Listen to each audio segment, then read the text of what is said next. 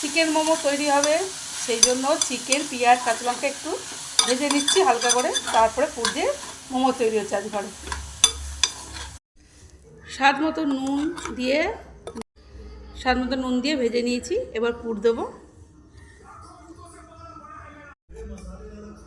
পুর দেওয়া হচ্ছে।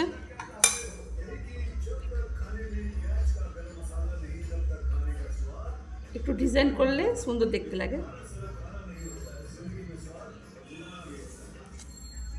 মোমো পুর দিয়ে এবার ভাপাতে বসিয়ে দিচ্ছি।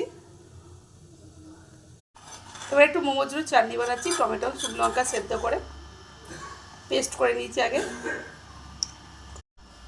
মোমো হয়ে গেল কিছু, নামিয়ে ফেললাম। দেখো কত সুন্দর দেখতে লাগছে। সার্ভ করে ফেলেছি মোমো। এখানে ময়দার মোমো বানিয়েছি আমার জন্য, আর আটার মোমো বানিয়েছি মেয়ের জন্য। চলো, অনেক কষ্ট করে বানানো হয়ে গেল, খেয়ে নিই এখন। টাটা।